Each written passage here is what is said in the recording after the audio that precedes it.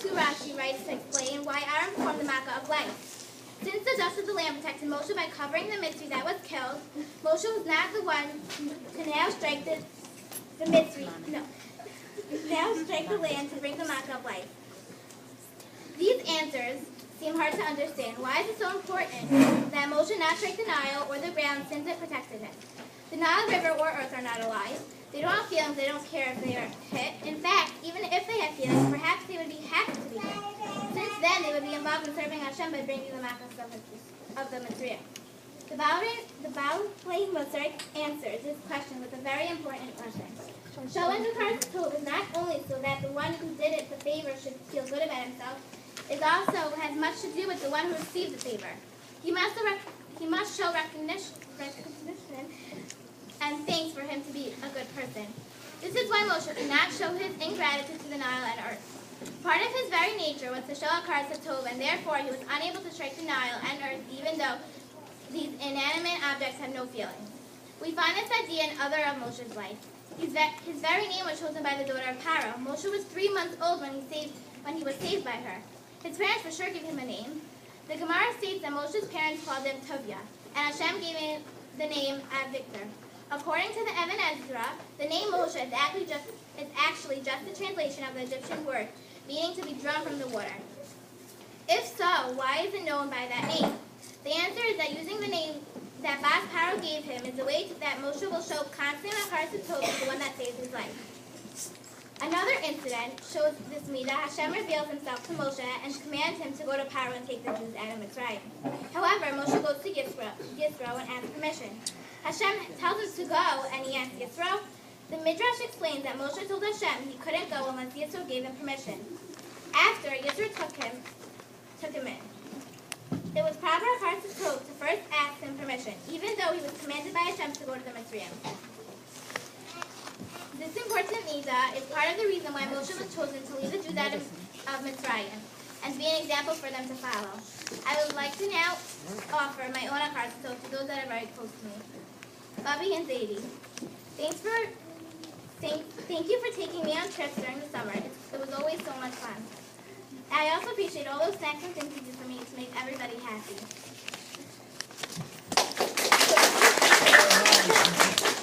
You really are the best. Even though Zadie is not able to make it here tonight, I know he's thinking about me now. Bobby, please tell Zadie that I say thanks for all those fun times we had and all those jokes we made, even though I don't get them. You won't get it, how much I enjoyed it. I love you all the time. Bobby and Zeta, thanks for all you provide for us every time we visit and all the food you put out for us. Even if we always eat up a lot of food in your house. We always feel so welcome and enjoy coming. Zeta, I'm sorry that you weren't able to make it here tonight, too. I know you wish you were able to make it. And they're thinking about me now. I value very much our conversations together and how much I have learned talking to you. Granny, it is a tremendous zechut for me to have a great-grandmother who is so much involved in my life. It is so amazing how you know all of us. I will always remember the Hanukkah parties and other times we visit. You ensure that we always feel close to you and our extended cousins. I am so happy that you are part of my simcha, and I love you very much. I would like to thank all my siblings. Aliza and Yehuda, thanks for being the best older sisters. Hey, Aryeh, thanks for cheering me up when it's needed. I really appreciate it. Connie, thanks for taking care of me all the time, especially in camp. Bara, thanks for being a great brother, not mentioning it. Elisheva, I don't know where to start. Well, all I'm going to say is thanks for everything.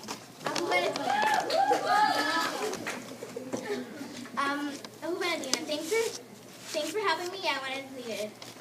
Thanks for always helping me out when it's needed.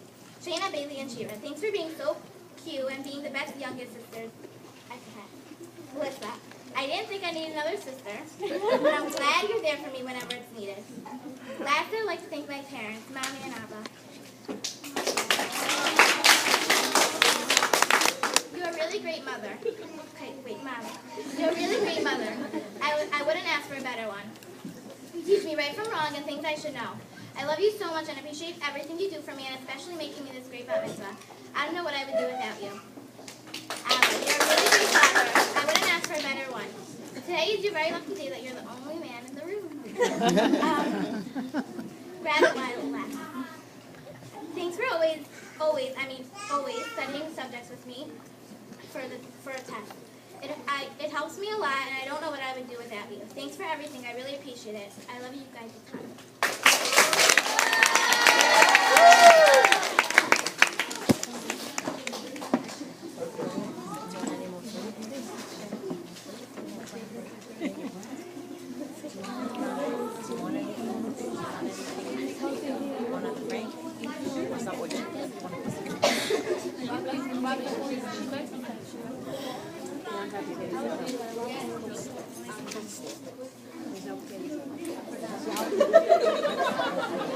That's a salad, right?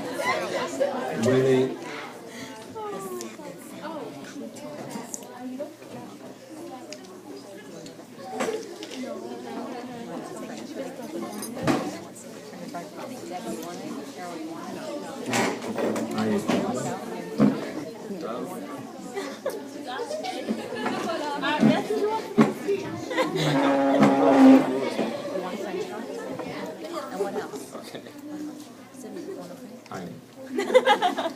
he wanted to be a part of the soup bowl. He called it. Plenty of food. When a boy is born, the minog that many fathers have is that by the bris, the name of the boy that's just given is explained. The name, therefore, it becomes, in many bris speeches, a bracha for what he hopes the child will become. For a girl, no bris. And if a parent wants to explain the name, the thing to do is to wait till the bas mitzvah.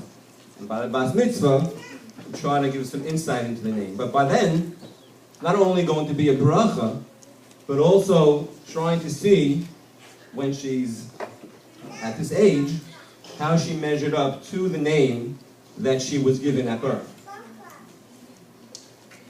Tamar's name, not just Tamar, but also Tamar Rivka. Rivka is the name of my great aunt Ray, who passed away a short time before Tamar was born. And Aunt Ray was somebody that was very social. Everybody loved her. She had friends even on Broadway. She was the hairdresser of some Broadway stars. They all went to her to sometimes solve their type of social issues. One thing, she was Mu'urav in Habrios, that all liked her and all looked to her and sought her advice. I find Tamar as well, her popularity I find very good and very, look up to that. We're not, her mother and I are not always that social. But she is, and plus you should know again, Tamar loves playing with hair, especially when she was young. And Aunt Ray was also a hairdresser, interesting. And we hope that those positive qualities of Aunt Ray, she continues to go on and to develop. The name Tamar, that was chosen just like that. And where did it come from? So she actually was born in the Parsha where Tamar is first introduced, in Parshas Vayeshev. It was on that Shabbos that she was named. But we thought, again, Tamar, that Tamar is the mother of Mashiach, the mother of Yehuda's children.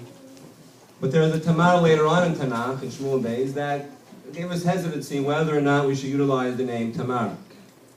But yet one pasuk stood out in our minds that made us decide to name her Tamar. And that is the pasuk that is read on Friday night in Shul, Tamar katzadik yifrach, ke'erez balvaron mishneh. And that means that a Tamar, a tzaddik, is compared to a palm tree. Now, the truth is, every person is compared in the Torah to a tree. So why is it that a tzaddik is compared to a palm tree? What is it about a palm tree that a tzaddik is compared to that Tamar? This question I heard first from Rav Aaron Soloveitchik, and he said it bothered him for many years. He never knew the answer.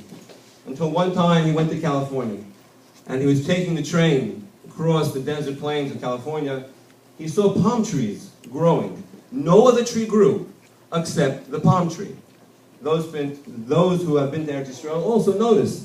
You can have in the middle of the desert in Mitzvah, palm trees sprouting and growing. And why is that? Why does the palm tree grow in the desert? No other tree can do that, yet the palm tree can. The reason is because there's no water in the desert. The soil also, sand. And yet the palm tree is able to dig deep its roots all the way down to find the source of water. And then those roots are able to take hold, and therefore the palm tree can rise as well. To be a good person, when everybody around you, when the things are right, there's water and you come to a tree, and there's water and there's soil and there's sunlight, so no problem growing a tree. And so to a person, when the conditions are proper, when you have good friends and you have a good family and a good place to live, so you should be a good person. If you're not a good person, something's really wrong. The conditions are perfect. But a true test of a tzaddik is that when there are challenges and when there are people around that may not be so perfect, and yet the person remains a tzaddik and can flourish, that is a true sign of a tzaddik, and that's why a tzaddik katamar yifrach. A tzaddik is like a palm tree. This is why I think Yosef, who lived in Mitzrayim for many years, and he yet kept on his father's traditions, he is the only one who's known as Yosef HaTzadik. When we give a bracha to our children, we say, why? Because they also grew up in a society that was not always so conducive to being a Torah Jew. We bless girls with the names of Sarah, Rivka, Rachel, and Leah. Where'd they grow up? All of them grew up in idolatrous homes. Homes of fathers that were not so good. Had Lavan and Besuel and Haran. They were not looked at as being our great tzaddikim. And yet they themselves were great. And that's why we give brachas to the daughters to be like Sarah, Rachel, Rivka, and Leah. Tamar, Baruch Hashem, you have great conditions. You have, say hello, family, Baruch Hashem, is extended family, friends, you live in a great neighborhood, but you still have those qualities of a tzaddik. Tamar, you're very curious, inquisitive, never satisfied with just a simple answer. You want to dig deep. You want to go down to the root. You want to go down to the heart of the matter. When we study, you work tremendously hard to have the success that you do, and it's just inspiring to see how organized you are, how just put together to know what your job has, what your job is, what you need to do. You're just a digger, just like that Tamar. Your helpfulness to go ahead and volunteer. Some people, some kids, they just sit around, okay, wait for one other volunteer to go, but Tamar will be the one to volunteer to help with the packages when we go shopping. And that digger, the one who's trying to seek out to always become better. Like that palm tree, seeking deep down into the roots so that you can flourish. And my bracha to you is that you continue to take the positive qualities of Rivka and to build upon the positive attributes of Tamar and be a true tzidkonia in Klal Yisrael.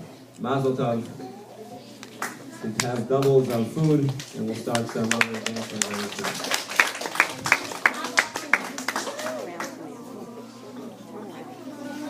Give mommy her food. I like to thank Mrs. Sauer for helping me for the wedding and for being a big help. What did she say? Sorry, I didn't know we have one more speaker. One more? I'd like to now introduce Bobby Wagner.